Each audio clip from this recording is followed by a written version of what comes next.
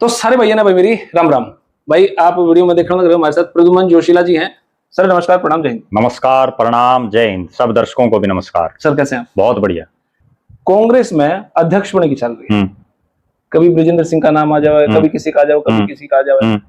तो क्या इन सब के नाम आने से अगर भूपेंद्र सिंह हुड्डा का या जानकार का नाम नहीं आता, कैप्टन अजय यादव जी का भी नाम आवा है, अगर हुड्डा साहब को साइड कर दिया जावा है, तो क्या ऐसा हो सकता है कि वे नई पार्टी बना लें या फिर भी सरकार कांग्रेस में बैठे रहे या भाजपा के साथ जा सकते हैं? देखो ऐसा है, अभी चाहे कोई हालात और कोई परिस्थितियां बनी, किसी को प्रदेश अध्यक्ष बनाओ, किसी को सीएलपी बनाओ, लेकिन कड़वी सच्चाई ये है कि किसी भी माड़ी से माड़ी हालात आ जाएगी, उसके बावजूद 50% हिस्से में आज भी भूपेंद्र सिंह हुड्डा रहेगा कांग्रेस में, क्योंकि उनकी जड़ें इतनी गहरी हो गई हैं।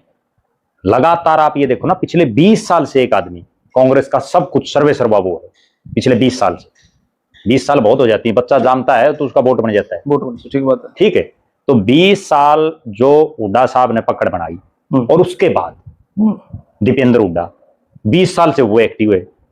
लेकिन जितनी भूपेंद्र सिंह हुड्डा की स्ट्रॉन्ग राजनीति है, उतनी दीपेंद्र सिंह की है? आपको क्या लगता है ऐसा है? देखो ऐसा है, भूपेंद्र और दीपेंद्र में दिन रात का फर्क है राजनीतिक रूप से। दीपेंद्र हुड्डा लोगों में ज्यादा रहता है, ठीक है, उससे लोगों को उम्मीदें बहुत ज्यादा है। अब मैं आपको एक आंखों देखी बात बता दूं जी, जो लोग हुड्डा साहब, दीपेंद्र हुड्डा की कोठी पर जाते हैं दिल्ली, ठीक है, उनमें से 70% तो ऐसे हुड्डा साहब से मिलते ही नहीं। ठीक है ना? क्यों नहीं मिलते? वो इसलिए नहीं मिलते कि अब एक तो उम्र ज्यादा हो रही है लगातार हुड्डा साहब की, दूसरा कारण ये है कि वे हर आदमी भविष्य देखता है, 5 साल बाद कौन आदमी हमारे लिए काम आ सकता है। देखो एक बड़ी कड़वी बात मैं बताऊं, मान लो भूपेंद्र हुड्डा को सीएलपी ना बनाई, ठीक है, प्रदेश अध्यक्ष भी ना बनाई, तो भी हालात और परिस्थितियां ये है कि दीपेंद्र हुड्डा 5वीं बार का सांसद है। पांव तो उसने जमा रखे कहीं ना कहीं, 5 बार सांसद कोई आदमी ऐसे नहीं बन जाता। ठीक है, दूसरी बड़ी बात, कांग्रेस में बहुत नेता ऐसे हैं जो प्रदेश अध्यक्ष की इच्छा रख रहे हैं, ठीक है, ठीक है, उसमें चाहे बृजेंद्र सिंह के लिए भी लगातार बयानबाजी चल रही है, कैप्टन अजय सिंह यादव के लड़के चिरंजीव राव के का नाम भी चल रहा है, राव दान सिंह का भी चल रहा है, ठीक है, एक रोहतक से ही है डॉक्टर विपिन सांगवान, उनका नाम भी चल रहा है। वो चाह रहे हैं कि भाई कोई बिना मतलब राजनीतिक परिवार के अगर किसी चेहरे को बनाए तो डॉक्टर विपिन सांगवान हो सकता है एक चेहरा। कुमारी शैलजा का भी चल रहा है, अशोक तंवर भी अपने प्रयासों में हैं। हुड्डा साहब ये चाह रहे हैं कि उनके खेमे का कोई बने दोबारा से, एटलीस्ट दीपेंद्र बन जाए। ठीक है, मेरा ये मानना है कि दीपेंद्र को बनवाने से हुड्डा साहब को नुकसान है अभी आज के दिन। उसका कारण क्या है कि फिर सीएलपी हुड्डा साहब नहीं बनेंगे, और मेरा ये मानना है कि हुड्डा साहब को आज राजनीति के उस मुहाने पर हैं कि सम्मानजनक पद जरूर मिलना चाहिए। पार्टी के 10 साल से सेवा कर, एक बड़ी बात बताता हूं आपको, 90 विधायक हैं हरियाणा के विधानसभा में, भूपेंद्र हुड्डा इकलौते विधायक हैं जो 6 बार के तो विधायक हैं, 4 बार के सांसद हैं, 9.5 साल मुख्यमंत्री रहे, 2 बार नेता विपक्ष रहे, प्रदेश कांग्रेस के अध्यक्ष रहे, और बताओ रुके, उनसे अनुभवी विधायक तो 2 हैं, रघुवीर काद्यान 7 बार का और अनिल विज 7 बार का, लेकिन दोनों एमपी कभी नहीं बन पाए। हुड्डा साहब 4 बार एमपी भी हैं, ठीक है ना? तो उनसे वरिष्ठ कोई आदमी नहीं है। अब मान लो उन्हीं की पार्टी में, जिसमें 37 में से लगभग 30-32 विधायक उनके पक्ष में हैं, और अगर किसी उनसे बहुत जूनियर विधायक को कमान दे दी जाए तो फिर हुड्डा साहब पर क्या बीतेगी? मान लो दीपेंद्र हुड्डा को तो प्रदेश अध्यक्ष बना दिया, हट की बात आ गई। इस तरीके से अगर भाजपा सोचती तो क्या कामयाब रहती? वो भी मैं बताऊं आपको, बीजेपी आज सत्ता पक्ष में है, अगर बीजेपी विपक्ष में होती तो बीजेपी में भी तोड़फोड़ हो जाती। ओके, ठीक है ना? आज मोदी ताकतवर है, आज कांग्रेस वाले क्यों बोल रहे हैं? छोटे छोटे नेता भी बोल रहे हैं, ठीक है। जब 9.5 साल मुख्यमंत्री था भूपेंद्र सिंह हुड्डा और डॉक्टर मनमोहन सिंह देश के प्रधानमंत्री थे, तब कितने बोल रहे थे? अब वो देखो ना, राज सबसे बड़ी ताकत है राज में। ठीक है, हमारे 2 टॉपिक हुए, तीसरा टॉपिक अब ये चल रहा है कि गौरव गौतम की सीट पे कुछ दिक्कत है, और इधर से उचाना की सीट पर कुछ दिक्कत है, थानेश्वर में भी कुछ मामला है, और इंद्री वगैरह इन सीटों पर कुछ मामला है। अगर हम पर्टिकुलर गौरव गौतम जी और बृजेंद्र जी की बात करें तो क्या कहना आपने?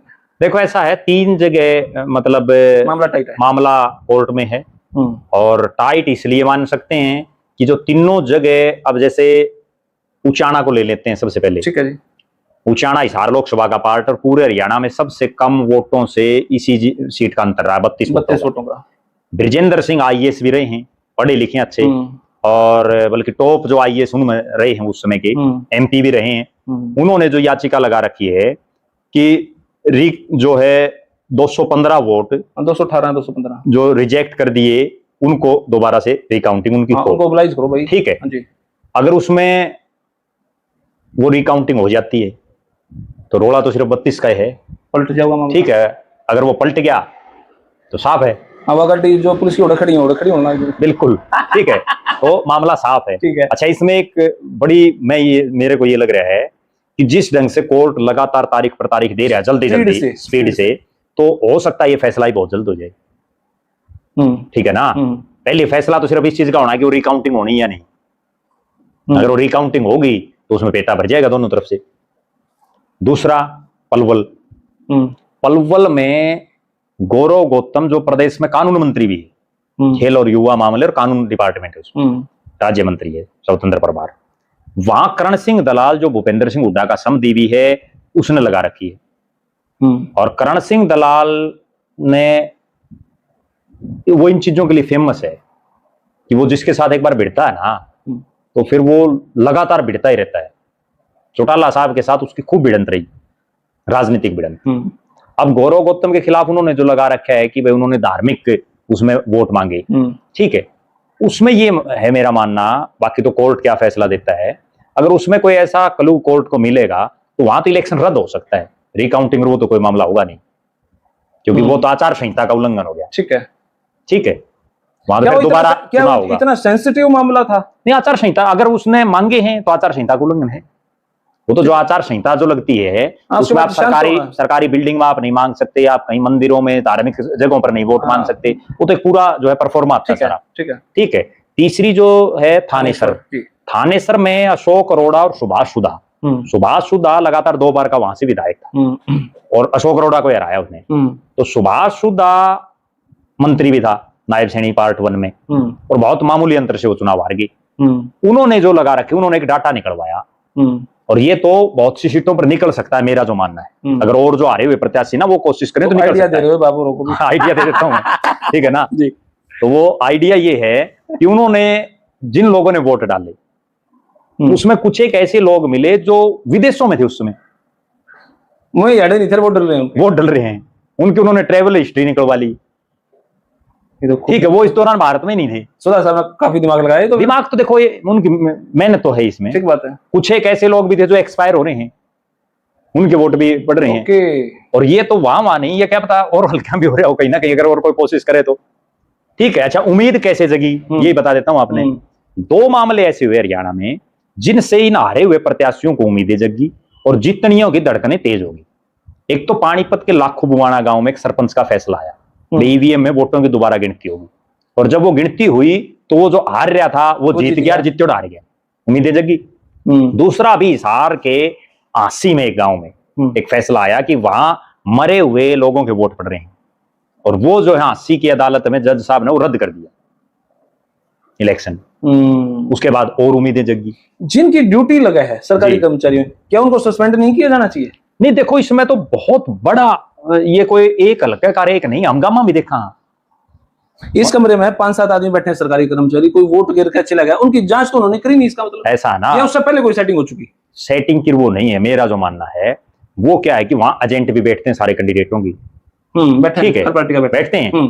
तो कई बार ऐसा होता है कि विशेषकर एक तो महिलाओं के वोट डल जाते हैं, क्योंकि गामा में तो इस चीज पे भी ऐतराज है ना भाई, ओला कर रही है, अगला मुंह नहीं उगाड़ना, ठीक है, जूतबाजियां हो भाई, हमारी बहू का मुंह देख लिया, बहुत जगह देखे हैं, ठीक है ना। इसलिए गामा में तो सरपंच वाला इलेक्शन बन जाता है, और इसलिए हो जाता है। अच्छा, कई बार यूं भी है गामा में एक सिस्टम, वैसे तो सरकार ने कर रखा है आधार कार्ड लाओ, फलाना वोटर कार्ड लाओ, उससे वोट पड़ेंगे, लेकिन बहुत बार ऊं भी गिने हैं, गिरवा दो जानकार वो कह दिए एजेंट, हाँ जी गिर दो, ठीक है। उसके बाद क्या होता है, गांव में नाम तो किसी ने कहे हैं रमलू, और उसका नाम के बरा हो ज्ञानेश्वर, तो ज्ञानेश्वर तो उनको जानता है नहीं गांव में, समस्या ये है ना।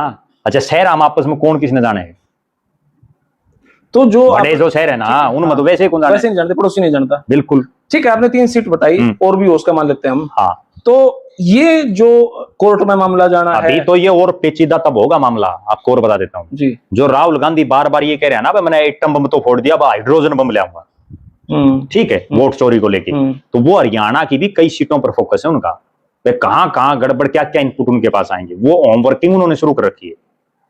जब हरियाणा की सीटों के बारे में वो बोलेंगे तो असली हाइड्रोजन बम वो उस दिन फोड़ेंगे, उसके बाद तो और ज्यादा उछाल आ जाएगा मामले में।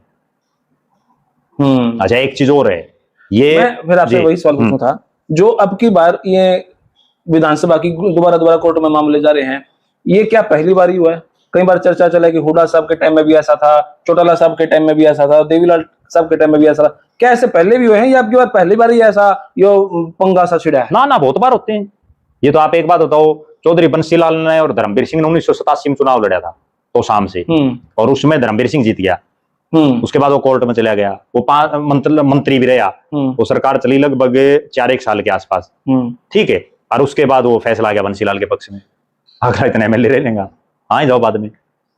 हुड्डा साहब के टाइम में भी 5 विधायक, फिर उसके बाद हुड्डा साहब से पहले बता देता हूं आपने, चौटाला साहब के राज में राज्यसभा की सीट को लेकर कुछ निर्दलीयों ने किरण चौधरी का समर्थन कर दिया था। किरण चौधरी कैंडिडेट थी कांग्रेस की, ठीक है, वो विधानसभा स्पीकर ने फिर उनको डिसमिस कर दिया, फिर वो मामला भी ऐसे ही रहा।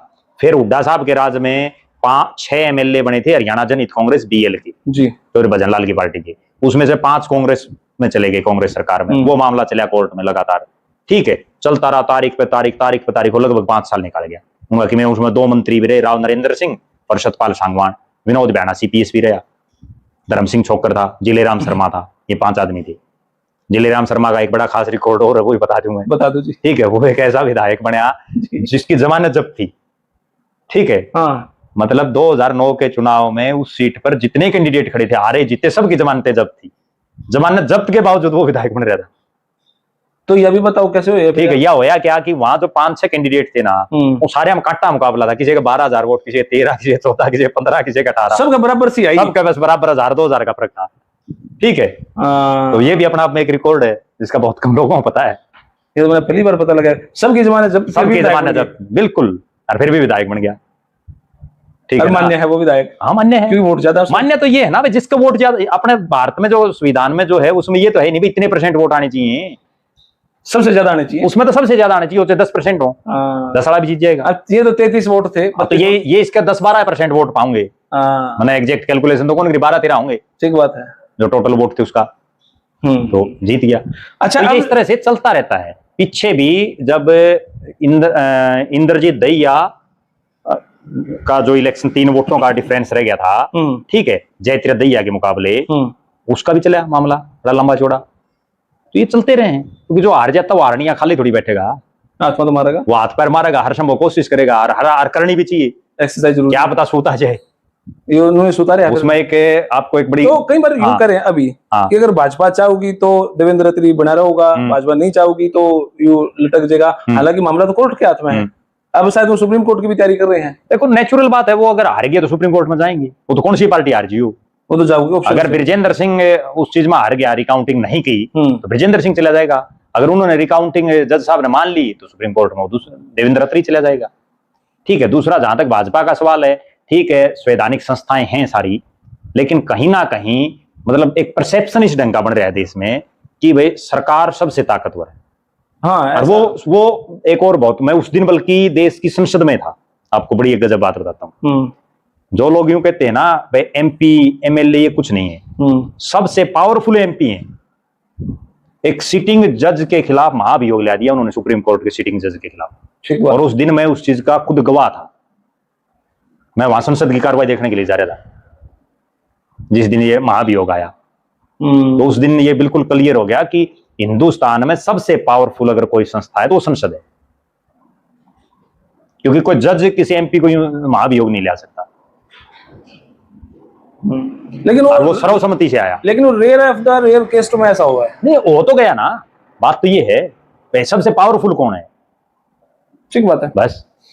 अच्छा, फिर अब भाजपा के मंत्रियों की बात करें तो क्या कहना चाहोगे, कौन कौन से मंत्री किसने ठीक चल रहे हैं, कितने घाट चल रहे हैं, और आपकी एक रील और देखी थी जिसमें आपको थे कि कैप्टन अभिमन्यु भाजपा छोड़ सकते हैं, मतलब आपकी वीडियो में कई बार कुछ हो जाए यार भाई साहब क्या बोल रहे, कैप्टन अभिमन्यु क्यों छोड़ेंगे बीजेपी, तो क्या वो कांग्रेस में जाऊंगे? देखो उसमें दरअसल असली कहानी क्या थी, वो तो पूरा वीडियो मैंने बनाया था। मैंने छोटी सी रील देखी थी। हाँ छोटी ही देखी थी, इसलिए वो सारा नहीं समझ पाया आप। भारतीय जनता पार्टी ने वैसे तो हरियाणा में 22 जिले, लेकिन संगठन के हिसाब से उन्होंने 27 जिले बना रखे हैं, 5 जिले एक्स्ट्रा बना दिए। ठीक है। उन 5 में एक हिसार में 80 बना दिया। और बड़ी गजब बात मैं बताऊं कि जब से वो 80 जिला बनाया, 80 का जिला प्रधान अशोक सैनी को बनाया, तब से भारतीय जनता पार्टी का इस पूरे 80 जिले में मूल बीजेपी का जो सबसे बड़ा नेता है वो कैप्टन अभिमन्यु है। ठीक है। क्योंकि इसमें 3 हलके हैं, 80, बरवाड़ा और नारनौंद। बरवाड़ा से जो बीजेपी का कैंडिडेट था विनोद ब्याना, वो दल बदलू है, कई पार्टियों में रह लिया, कोई मूल भाजपाई नहीं है। दूसरा है बरवाड़ा का रणबीर गंगवा जो कैंडिडेट है, जो मंत्री है सरकार में, वो भी दल बदलू है, ठीक है, मूल भाजपाई नहीं है। तीसरा आ गया नारनौंद। नारनौंद में पिछले 4 चुनाव लगातार कैप्टन अभिमन्यु लड़ चुके हैं, 3 हारे और 1 जीते हैं। वो मूल भाजपाई है, क्योंकि कैप्टन अभिमन्यु ने जिंदगी में और कोई पार्टी में शामिल नहीं हुआ।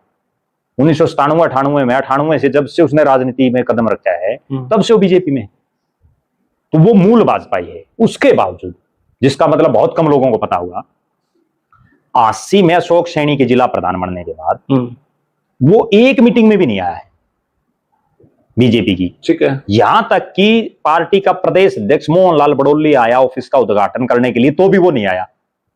पार्टी का प्रदेश का महामंत्री जो 80 का प्रभारी है महामंत्री के नाते, कैबिनेट मंत्री कृष्ण बेदी, वो आया तो भी नहीं आया। पार्टी का कोई कार्यक्रम हो, अब सेवा पखवाड़ा चल रहा है, बड़े बड़े नेता आ रहे हैं, ठीक है, कैप्टन अभिमन्यु कहीं नहीं आ रहा।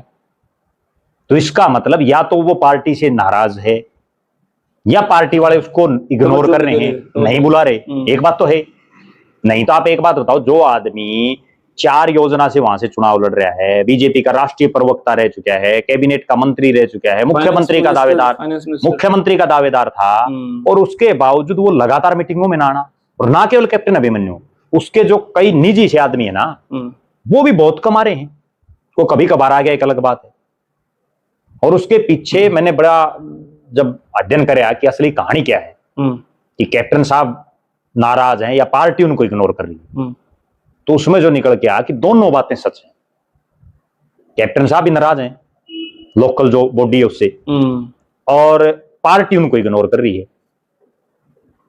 उसमें भी एक तर्क बता देता हूं आपने, जिला प्रधान समेत 80 में 22 पदाधिकारी बनाए गए। और बड़ी गजब बात बताऊं, 3 हल्के हैं, अगर एवरेज भी निकालें तो 7 तो एक हल्के का बांटा हो ना, ठीक है। और उन 3 में 2 जगह सिटिंग विधायक हैं बीजेपी के। प्रदेश के मुख्यमंत्री नायब सैनी, प्रदेश के प्रभारी सतीश पुनिया, प्रदेश अध्यक्ष मोहन लाल बड़ौली, तीनों बार बार एक बात कह रहे हैं कि जो हम सीटें आ रहे हैं, जिन 42 सीटों पर पार्टी आ रही है, उन 42 को भी अगली बार जीतने के लिए हम प्रयास करेंगे। हमने काम शुरू कर दिया, बाकायदा एक विधायक मंत्री की वहां ड्यूटी भी लगा रखी है, जिसको शैडो विधायक बोल रहे हैं, लगा रखी ना, नारनौंद में भी लगा रखी है। जहां पार्टी हार रही है वहां से केवल 4 पदाधिकारी ले रखे हैं 22 में से, और वो जो 4 ले रखे हैं उनमें से भी 3 ऐसे हैं जिन पर कहीं ना कहीं कैप्टन अभिमन्यु बहुत ज्यादा खुश नहीं थे, और एक जिसको बनाया है जो कैप्टन अभिमन्यु जिस पर खुश थे, वो उसको जो पद दिलाना चाह रहे थे वो पद नहीं दिया। और बड़ी गजब बात बता देता हूं, 80 को लेके ऐसा मामला हो रहा है, अब बरवाड़ा हल्के में लगभग 7 पदाधिकारी बना रखे हैं जो जिला टीम है, 6 बरवाड़ा शहर के हैं, बाकी काम कहां जाएंगे। मतलब जिला प्रधान ने जो कार्यकारिणी बना रखी है अपनी, वो टोटली असंतुलित टाइप की, ठीक है ना। उसमें एक शख्स, उनके जो जिले की जो ओवरऑल जो टीम है उसमें एक ऐसा है, वो जिले की टीम में भी है। सीएम विंडो का एमिनेंट पर्सन बनाना, उसमें भी उसका नाम। ग्रीवेंस कमेटी का मेंबर बनाना, उसमें भी उसका नाम। मतलब अपने जो नजदीकी है उनको पूरी तवज्जो, और जो मूल कैडर है उसको कहीं ना कहीं इग्नोर किया जा रहा है। तो इसलिए कैप्टन अभिमन्यु, मेरे पास जो सूचना, वो नाराज हैं जिला सिस्टम से, और इग्नोर उनको इसलिए कर रखा है। एक जिला प्रधान, मेरा मानना है ये निजी रूप से, कि एक जिला प्रधान की कभी कोई इतनी हिम्मत नहीं हो सकती कि वो पार्टी के इतने सीनियर नेता को इस तरह से इग्नोर कर दे। कहीं ना कहीं उनको भी कोई बैक मिल रही होगी, वरना तो जो जिला प्रधान है वो तो बहुत जूनियर है कैप्टन अभिमन्यु के मुकाबले, फिर राजनीति में सीनियरिटी का तो एक देखो लेवल है। आज अनिल विज सबसे सीनियर विधायक है बीजेपी का, चाहे उसके काम बनो ना बनो, लेकिन सारे एमएलए उसकी इज्जत तो करते हैं। राम राम तो बच जाए, राम राम तो करें सारे बस। लेकिन आज तो कैप्टन साहब ने वो सिस्टम ही नहीं बन पा रहे। राम राम तो जिद होगा ना जब वो मीटिंग में आओगे। अच्छा, अब जो भाजपा के जो मंत्रीगण हैं उनको लेकर आपकी क्या धारणा है? मंत्रियों को लेके ये है हटेंगे या नहीं हटेंगे, किसका काम ठीक है किसका काम नहीं है, सारा निष्कर्ष। हमने एक वीडियो पहले भी आपसे चर्चा करी थी जी, उसमें भी ये बात कही थी कि 1 साल जैसे ही होगा इनको, उसके बाद इनका रिव्यू करेगी पार्टी। क्योंकि ये बात मैं खुद नहीं कह रहा, बल्कि जो प्रदेश प्रभारी हों डॉक्टर सतीश पुनिया, प्रदेश अध्यक्ष मोहन लाल बड़ौली, उन सब ने ये बात कही है, ठीक है, बाकायदा। और अभी 1 साल हो जाएगा। तो एक बड़ी गजब बात बताऊं, आज सरकार के मंत्रियों की ये हालात है, जो 13 मंत्री हैं, कई यहाँ के तो लोग नाम भी जान दे, शक्ल देखना तो बहुत दूर की बात। बिल्कुल सही बात है, ठीक है ना। और कई मंत्री तो ऐसे हैं जिन्होंने अब तक पूरे हरियाणा के सारे 90 के 90 हल्के हैं दौरे तक भी नहीं करे। सालों हो गया। वो मंत्री अपने हल्के के बने बैठे हैं या ज्यादा से ज्यादा अपने जिले के। ठीक है ना। और सरकार भी पता है क्या कर रही है, ये मुख्यमंत्री की और जो सीएमओ में बैठे लोग हैं उनकी भी एक मैं कमजोरी मान रहा हूं। बीजेपी लगातार कार्यक्रम तो कर रही है, सरकार भी लगातार कार्यक्रम कर रही है, लेकिन जो मंत्री जिस जिले का उसी को मतलब उसमें चीफ गेस्ट बना देते हैं। अगर उसने दूसरे जिले में भेजे तो कम से कम वो, और नहीं तो उस बहाने उस जिले में तो जाया होगा, उनको जाना नहीं, हाजिरी तो लग जाएगी। हाँ, कम से कम हाजिरी तो लग जाएगी, उसके डिपार्टमेंट वाले भी चौकन्ने रहेंगे कर्मचारी। ठीक है, वो चीजें बन नहीं रही। उसी में अब हिसार है, कोई भी काम हो रणबीर गंगवा चीफ गेस्ट, ठीक है, जींद है कोई भी काम हो डॉक्टर कृष्ण बिड्डा डिप्टी स्पीकर है उसको लगा दिया, सिरसा है कोई भी है कृष्ण बेदी को लगा दिया, फतेहाबाद कोई भी लोकल एमपी सुभाष बराड़ा उसको लगा दिया, भिवानी श्रुति चौधरी को लगा दी, दादरी धर्मवीर सिंह को लगा दिया, महेंद्रगढ़ आरती राव को लगा दिया, पलवल गौरव गौतम को लगा दिया। मतलब जो जड़े का होड़े, मनोहर लाल खट्टर साहब को करनाल लगा दिया। भाई खट्टर साहब को कदे हिसार का लगाओ, कदे भिवानी का लगाओ, इस बहाने लोग उनके दर्शन कर लेंगे। वो चीजें कर नहीं रहे। तो अभी जितने मंत्री हैं देखो, सारे डिपार्टमेंटों में आप देख लो जी, आज हालात और परिस्थितियां ये हैं कि जो आम जनता है वो जितनी खुश होनी चाहिए उतनी तो है नहीं, क्योंकि बाढ़ में हमने देख लिया अभी, ठीक है, किस ढंग से सरकार की सारी तैयारियां सब कुछ दरिया का दरिया रह गया। और अब अगली सुन लो, अब इस बाढ़ की वजह से लगभग रोड सारे खत्म हो गए। ठीक है, वो कौन सुधरे नहीं पे, ये है समस्या। इसलिए मंत्रिमंडल में तो फेरबदल होगा। कौन कौन से मंत्री रहेंगे, कौन कौन से तो अभी देखो, तो परिस्थितियां कर दो, फिर फोन करेंगे। मेरे दौर तो सारे करे हैं, बिठा दो बड़क। मेरे दौर तो सारे करे हैं, ठीक है ना। जिसके बड़क बिठाई वो फोन करेगा, बिल्कुल। बड़क तो मैं कंप्रोमाइज क्यों करो उनकी बड़क। मैं तर्क के माध्यम से बात रखता हूँ। अब भी आपने जितनी बात करी है ना, ठीक है, हर चीज का मैंने आपको एक लॉजिक दिया, भाई ये कारण है। मंत्रियों के, जिन मंत्रियों को हटाया जाएगा ना, अब मैं जो समझ पा रहा हूँ, अब कई मंत्री ऐसे हैं, अब श्याम सिंह कमजोर कड़ी कौन और मजबूत मंत्री कौन? देखो मैं बताऊंगा आपको, जो सबसे कमजोर जो 2 कड़ी हैं वो तो सुन लो, अनिल विज, श्याम सिंह राणा, क्योंकि दोनों बुजुर्ग हो लिए, ठीक है, चित्त मन हो लिए दोनों जो है अब इस ढंग के हो गए। सब तो मुख्यमंत्री बन के बैठते ना, मेरे ख्याल में तो बीजेपी वाले बनाऊंगा नहीं, ठीक है ना। ठीक है, तो क्योंकि अगर बनाना होता तो जिस दिन मनोहर लाल खट्टर साहब हटे उस दिन उन्हीं को बनाते। नायब सैनी को जब बना दिया तो अब मन नहीं लग रहा कि वो मुख्यमंत्री बना सकते हैं, ठीक है। तो दोनों तो ये देखो बुजुर्ग हो चुके हैं, इसमें कोई कतई को दौर है, क्योंकि एक एनर्जेटिक आदमी चाहिए। अनिल साहब तो ठीक है ना। चलो नहीं करेंगे तो कोई बात नहीं है। अभी तो कोई जोशीला साहब मेरा क्यों नाम काटो आप। मैं तो कौन हूँ नाम कटनिया, नाम कटनिया तो मोदी है। ठीक है, अब फिर आपने जिक्र करा राणा साहब का, श्याम सिंह राणा है कृषि मंत्री, हरियाणा डूबया पड़ा, किसान हाहाकार कर रहे, बताओ कितने गांव में गया कृषि मंत्री हरियाणा का, ठीक है ना। फिर ऐसे कृषि मंत्री का क्या फायदा है। अनिल विज साहब बिजली मंत्री हैं, हाहाकार मच रहा है, कहीं कुछ नहीं, ठीक है। उसके बाद पीडब्ल्यूडी और पब्लिक हेल्थ मंत्री है रणबीर गंगवा, ठीक है। रणबीर गंगवा का भी आप ये देख लो कितने करोड़ बन रहे हैं। ज्यादा दूर ना जाओ, जहां हम बैठे हैं ये रणबीर गंगवा का पुराना हल्का था, ठीक है। ये रणबीर गंगवा गांव अपने बिल्कुल सीम के लागण लग रहा है, ठीक है। हरीश रोड के हालात देख लो आप, ज्यादा दूर मत जाओ। तो फिर क्या फायदा, क्या आउटपुट है। पब्लिक हेल्थ इनके पास है, पब्लिक हेल्थ में देख लो आप, हर जगह जैसे ही एक बारिश होती है और उसके बाद पानी देख लो कितना खड़ा रहता है। जो सीवरेज वाला डिपार्टमेंट है वो पब्लिक हेल्थ पे है, ठीक है, ठीक है। उसके बाद 3 मंत्रियों की तिकड़ी है, विपुल गोयल, राजेश नागर और गौरव गौतम, ठीक है। उन 3 में से गौरव गौतम को तो हम ये मान सकते हैं कि उनके पास जो डिपार्टमेंट है उसमें वो ठीक चल रहे हैं, ठीक है। लेकिन राजेश नागर का तो लोगों ने यही नहीं पता मिलेगा, ज्यादातर हरियाणा रहने पर, ये भी कोई मंत्री है अपना हरियाणा में। ठीक है, विपुल गोयल का कोई आउटपुट बता दो। ज्यादातर मंत्री तो ऐसे हैं सारे रिपीट दिया आपने, जिनका कोई आउटपुट दिख ही नहीं रहा। सच्चाई तो ये है ना। शाम को 6 से 8 आप फोन कर सकते हैं जिनके पास जी। ना फोन तो कोई नहीं कर लो कोई दिक्कत नहीं, ठीक है, ठीक है जी। उसके बाद अब राव नरबीर सिंह एक मंत्री हैं, वो खुद ही यूं कह रहे हैं कि भाई मेरी सरकार है लेकिन मैं नहीं करवा पा रहा काम, उनका वीडियो वायरल है। तो फिर मंत्री बनने का फायदा क्या है, ये नहीं समझ हमारी बात। ठीक है, वे कम से कम आपको कमान दी गई है, आप काम करके तो दिखाओ। एक बड़ी गजब बात मैं बताता हूं आपको, बहुत नेता हमने ऐसे देखे हैं जो अफसर को यूं काम भी नहीं कहते भाई यूं करना है, वो उसके इशारे से समझ जाता है इस आदमी का काम करना रिस्का नहीं करना। लेकिन ये इशारे तो जिद करेंगे ना जब ये कड़े जाम है, जाते नहीं। तो आपने तो सारे मंत्री लपेट दिए, कोई एक आधा अच्छा हो तो वो भी बता दो, नहीं लपेट दो सब उठा। देखो जो सही काम कर रहा है आप उसकी तारीफ भी करनी है, ठीक है। इतनी तारीफ सुनी नहीं है, सुना तो किसी का। देखो तारीफ की मैं बताऊं आप जी, अब मुख्यमंत्री है नायब सैनी, किसी का काम बनो ना बनो मिले जरूर, कम से कम वो मिल रहा है ना, ये बात सही है। लोगों का क्यों पेटा तो भर जाओ है कि भाई वो मारते मुख्यमंत्री के हाथ मिला लिया। हाँ, काम कितने 1% लोगों का काम भी नहीं है, ठीक बात है, ठीक है ना। चंडीगढ़ जो लोग जाओ हैं उनमें से 70% तो सिर्फ चेहरा दिखाने के लिए जाओ हैं। अरविंद शर्मा की क्या स्थिति? ठीक है, अरविंद शर्मा का भी मेरा तो ये मानना है कि कोई जितना उनमें कैलिबर था वो उसका कुछ भी नहीं दे पाए, कुछ भी नहीं दे पाए। वो तो दादा गौतम के लिए भीड़ भाड़ा गिर लिए, दादा गौतम का ओडे राजनीति मामला से खराब हो गया, उनका खराब हो गया ना, डाउन, बिल्कुल डाउन है, कोई शक नहीं है इसमें। नहीं तो एक समय ऐसा था, अरविंद शर्मा तो एक ऐसा नेता है जो 3 लोकसभाओं से एमपी है, जिन्हें भूपेंद्र सिंह हुड्डा के बेटे को चुनाव हरा रखा है, कोई छोटी चीज थोड़ी है, सही बात है, ठीक है।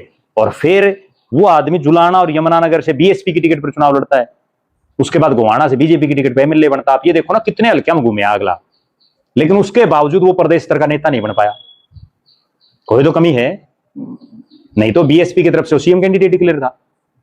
आज बताओ आज कहां है सिस्टम। फिर और आ जाओ आप, अब कृष्ण बेदी है भाई, ठीक है, उसको डिपार्टमेंट ऐसे दे रखे हैं जो ज्यादातर लोगों का काम के नहीं है, ठीक है, क्योंकि जो उसके पास मोस्टली जो डिपार्टमेंट है वो जो एससी बीसी समाज के लोग हैं उनके लिए पेंशन वाले हैं, ठीक है जी। और लेकिन उसके बावजूद वो कम से कम जनता में तो रहता है। मैं आपको एक आंखों देखी बात बताता हूँ जी, लगभग मंगलवार बुधवार को मैं चंडीगढ़ चले जाता हूँ और लगभग जितने मंत्री हैं सब कहीं देख के आता हूँ भाई किसकी कितना किमें है नहीं है, कोई लोग भगाओ नहीं है। हाँ, मुख्यमंत्री के बाद सबसे ज्यादा भीड़ अगर किसी की रहती तो कृष्ण बेदी की रहती, चाहे उसकी कोठी हो चाहे सेक्रेटरी में उसका कार्यालय हो। भीड़ होना अलग बात है, लेकिन काम हुआ है कि नहीं? काम तो एक बात बताओ ना, जिसको जो काम करेगा उसे तो भीड़ होगी। आप ये भी चीज देखो, अगर मान लो किसी ना काम है, वो 1 बार चलेगा, 2 बार चलेगा, 5 बार चलेगा, रोज थोड़ी जाओगा, अगर अगला उसकी बातें नहीं सुनेगा तो, ठीक है ना। कई मंत्री तो ऐसे हैं वो एकले बैठ रहे हैं, ये एक आधा बस को चिल्ला चपाटा बैठ गया। बात करना अध्यक्ष बनेगी। अच्छा, महीपाल ढांडा की बता देता हूँ आपने। हाँ, अब महीपाल ढांडा शिक्षा मंत्री है जी, ठीक है, हालांकि शिक्षा के मामले में कुछ नहीं कर पाया, लेकिन बस उसका इतना है कि वो लोगों से मिल ठीक ठाक रहा है, लेकिन जो उसको डिपार्टमेंट दे रखा है उसमें वो कुछ कर तो पाया नहीं।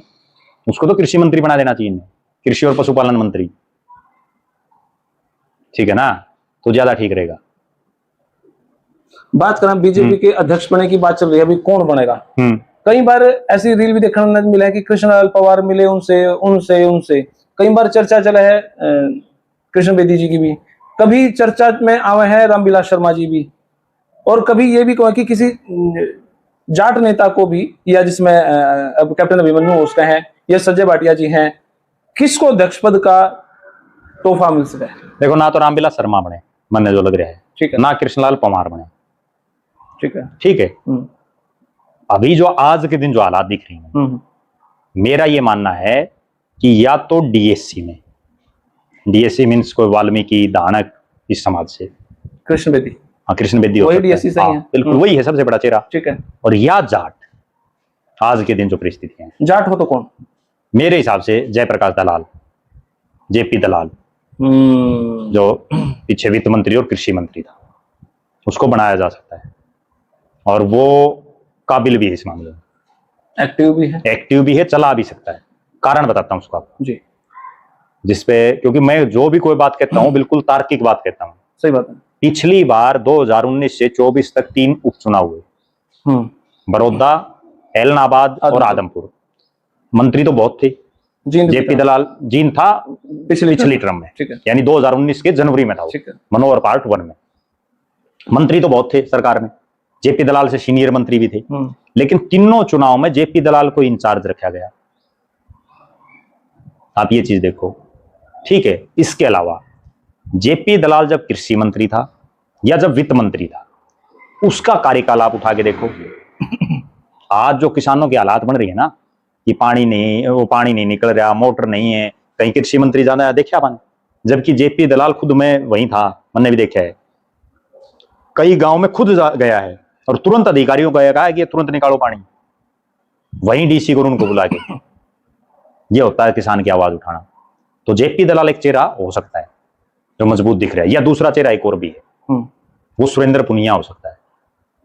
सुरेंद्र पुनिया जो प्रदेश का महामंत्री है फिलहाल, क्योंकि बीजेपी की एक पॉलिसी रही है, पिछले कई बार हमने ये देखा है कि जो आदमी प्रदेश महामंत्री है उसको प्रदेश अध्यक्ष बना देते हैं। जैसे मैं उदाहरण दूं आपको, पवन सैनी भी प्रदेश महामंत्री थे, बताता हूं आपने, क्या उनको नहीं बनाया जा सकता?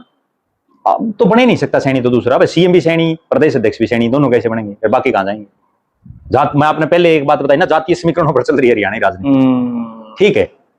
और वो उसी हल्के से विधानसभा का उसने चुनाव लड़ा है जहां पहले नायब सैनी मुख्यमंत्री थे, एमएलए थे, और नायब सैनी ने उसके हल्के से लड़ा है, वो लाडवा से था। लाडवा और नारायणगढ़ दोनों आपस में बदल ली, ठीक है।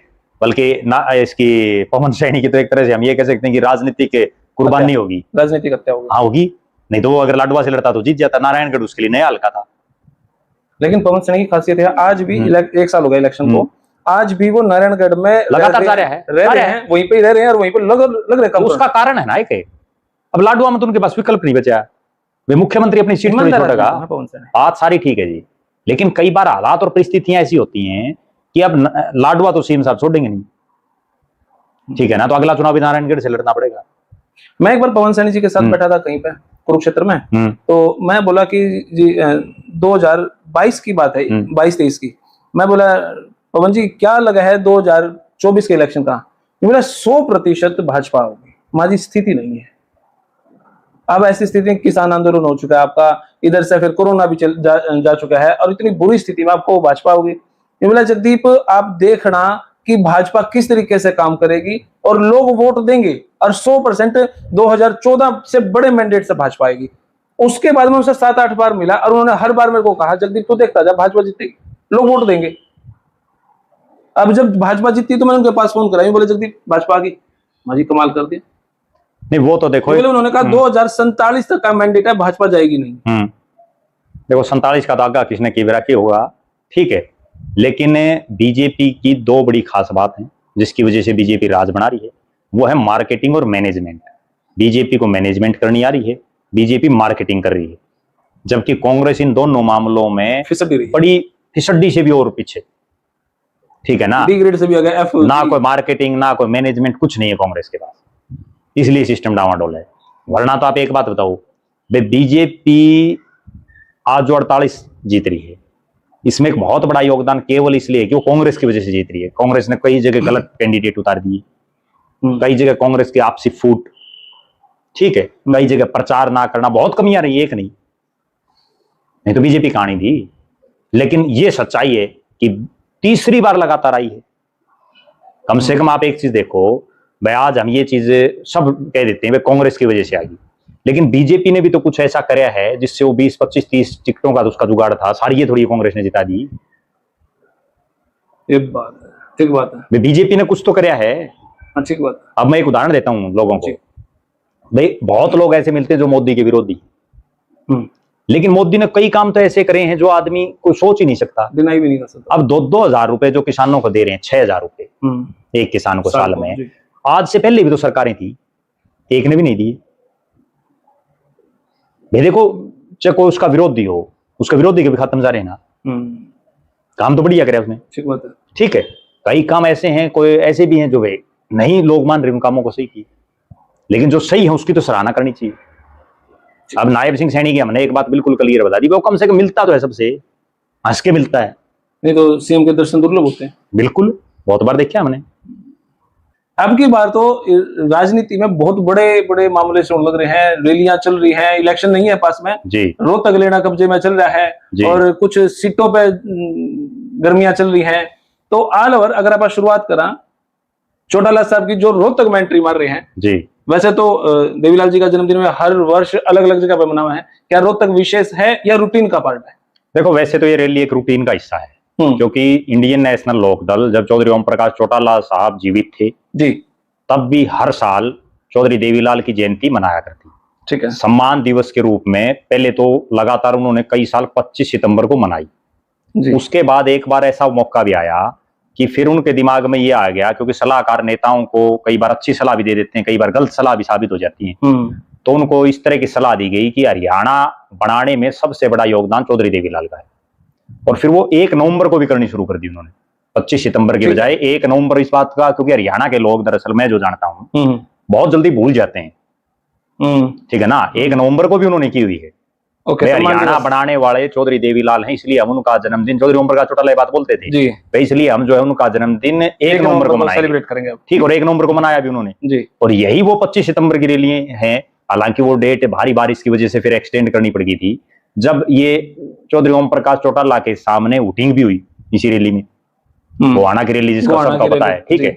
अब भी ये रैली क्या थी कि पहली बार ये रैली चौधरी ओम प्रकाश चौटाला के निधन के बाद हो रही है, तो इसलिए अपने आप में एक विशेष है, ठीक है। दूसरा, कुछ एक बयान इस तरह के हुए आपस में जिनकी वजह से ये ज्यादा हाईलाइट में आ गई।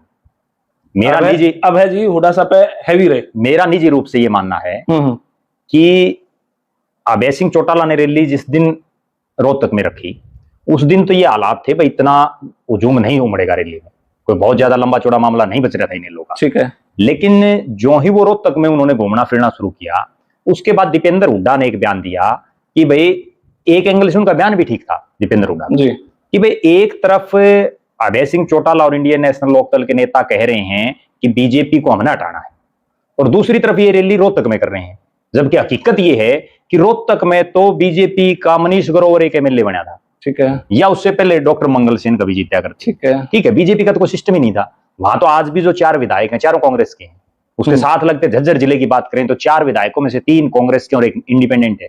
बीजेपी को वहां कैसे नुकसान होगा, बात उनकी ठीक थी।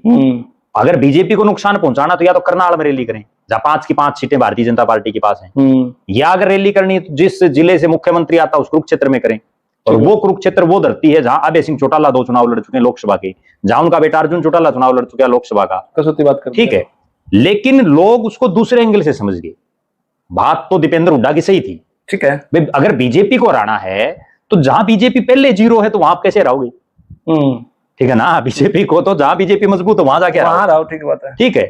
लेकिन लोगों ने उसका मायना क्या निकाला, लोगों ने भी लगा लो, इंडियन नेशनल लोकदल के नेताओं ने भी इस ढंग से प्रचारित किया, और आजकल सोशल मीडिया का जमाना है जिसमें हर आदमी जो है तोड़ फोड़ करके एक नैरेटिव सा सेट कर लेता है अपने हिसाब से। उसका मामला ये निकाल दिया भाई रोहतक में ये क्यों आ रहे हैं रैली करने, जबकि हर आदमी का अधिकार वो कहीं भी जाए, भारतीय संविधान में लिख रखे है कोई आदमी, हर आदमी स्वतंत्र है भाई, अगर वो रोहतक में रैली करना चाहते हैं तो करें।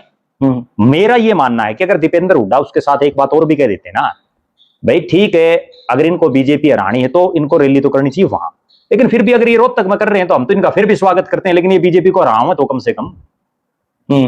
असली निचोड़ की एक बात बता देता हूं आज, जिस पे किसी का ध्यान नहीं है। फरवरी में ये पता चल जाएगा कि इंडियन नेशनल लोकदल बीजेपी के साथ ही है या इंडियन नेशनल लोकदल बीजेपी के खिलाफ।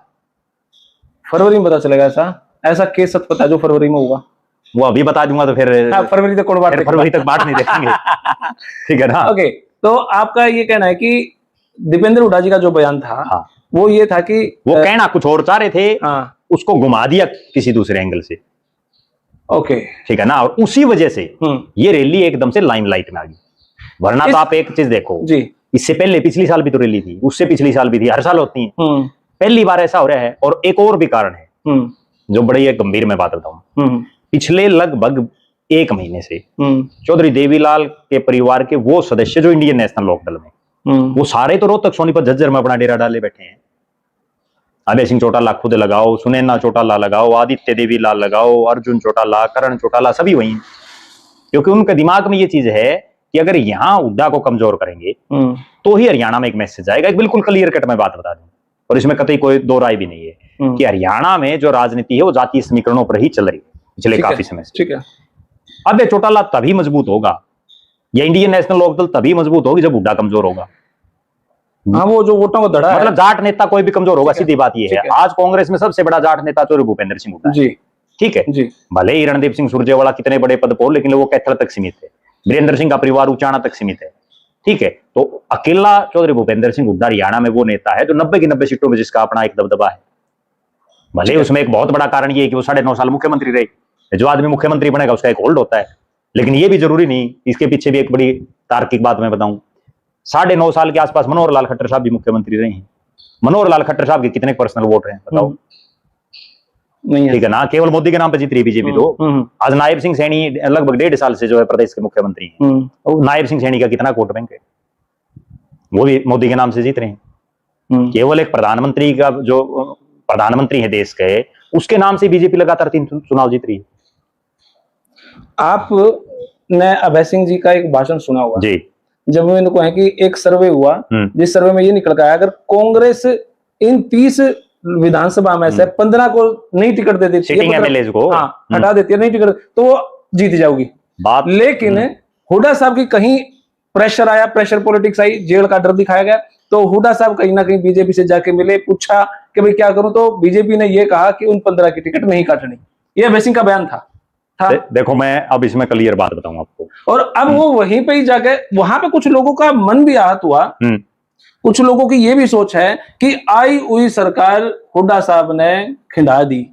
अब भी जो लोग नाराज हो रहे हैं हुड्डा साहब से, वो चाहते हैं कि हमारा अब हुड्डा साहब तो बीजेपी के हो गए, अब हमारा अगर कोई नेता हो तो अभय सिंह हो, और अब वो इस रैली के दौरान बहुत बड़े स्तर पर ज्वाइनिंग भी करेंगे।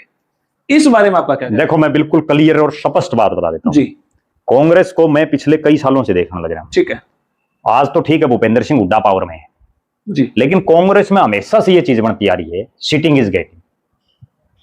केवल भूपेंद्र सिंह हुड्डा जब कांग्रेस में तब नहीं है, उससे पहले चौधरी भजनलाल थे, उस समय भी यही मामला था। चौधरी बंसीलाल थे, उस समय भी यही मामला था। कांग्रेस अक्सर जो सिटिंग विधायक हैं, सिटिंग सांसद हारे जीते हैं, उनमें से ज्यादातर को टिकटें देती है। मैं आपको एक बड़ा गंभीर उदाहरण बताता हूं।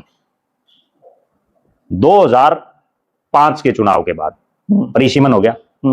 परिसीमन होने के बाद चौधरी धर्मवीर सिंह, ठीक है, वो सिटिंग विधायक थे बारडा के जी। सिटिंग गेटिंग की बात बता रहा हूं आपको। उनको सिटिंग गेटिंग के चलते सोना से टिकट देनी पड़ी। वे सिटिंग विधायक है, इसको टिकट देनी पड़ेगी। जयप्रकाश जेपी को आदमपुर से देनी पड़ी, भले ही वो सिटिंग नहीं थे, लेकिन उसका भाई सिटिंग था, रणधीर सिंह धीरा, ठीक है। इक्का दुक्का बार ऐसा हो जाता है, कोई रेयर केस। अब जैसे 30 में से मान लो 2 को ना मिले, वो एक अपवाद हो जाता है। अच्छा, कांग्रेस की ये भी सच्चाई है कि इसी वजह से कांग्रेस फिसड्डी है। उसका भी कारण मैं बता दूं आपने। मान लो आज 37 विधायक हैं, और बहुत गंभीर बात मैं बता रहा हूं और आप नोट कर लेना इस चीज को। उन 37 के 37 विधायकों के हलकों में जितने कांग्रेसी पिछली बार टिकट मांग रहे थे, वो सारे गना बैठे हैं। उनके सबके दिमाग में ये आ रहा है टिकट तो ये किसको मिलेगी सेटिंग गेटिंग में। बताओ मैंने, आप कौन से भी हल्के में आप घूम लो जी, आपके जींद में जुलाना हल्के में आ जाओ, 80 आदमी टिकट मांगे थे, आज कौन आंडा है बताओ? कोई भी नहीं, एक भी को दिखता होता? दिखता ही कौन दिखता ना। सिर्फ इसी वजह से, दूसरे एंगल से अबे चौटाला की ये बात बिल्कुल सत्य है, इसमें कतई कोई दोहराई नहीं कि भाई 30 में से 15 हारने थे, और हारे भी हैं। और अब भी मैं बता देता हूं, ये जो 37 है ना, अगर इनमें 37 के 37 को दे दिया, ये भी हारेंगे। क्योंकि सिटिंग एक बार तो विधायक आदमी जोश में बना देता है, दोबारा बड़ी मुश्किल है। आप ये देखो रिपीट कितने के लोग कर रहे हैं, 90 विधायक हरियाणा में, आज भी आप फ्रेश देखो कितने हैं, ठीक है। रिपीट कितने कर रहे हैं? बहुत कम। दूसरी तरफ बीजेपी क्यों कामयाब है? कांग्रेस में तो एक सिटिंग विधायक जिसका ये पता है कि ये बुरी तरह से हारेगा, और उसकी भी टिकट काटने की हिम्मत नहीं है राहुल गांधी की, नहीं है ना। दूसरी तरफ बीजेपी ने, मैं 3 उदाहरण बताता हूं आपको। हिंदुस्तान की सबसे अमीर जो महिलाओं में शामिल है, सावित्री जिंदल की टिकट काट दी जी। पंडित रामविलास शर्मा, जिसने बीजेपी को हरियाणा में मतलब खड़ा करा, जीवित रखा, खड़ा भी कराया, जीवित भी कराया, पहला राज भी उसकी वजह से आ गई ना। ठीक है, क्योंकि उस समय तो मनोहर लाल खट्टर ये तो कोई था ही नहीं, 2014 में मुख्यमंत्री थे वो, बिल्कुल मुख्यमंत्री कैंडिडेट थे, प्रदेश अध्यक्ष थे, उसकी टिकट काट दी। और चौधरी रणजीत सिंह चौटाला, देवीलाल का छोरा, जिसको लोकसभा में टिकट दे दी धक्के दे, और उसको एमएलए की टिकट नहीं दी।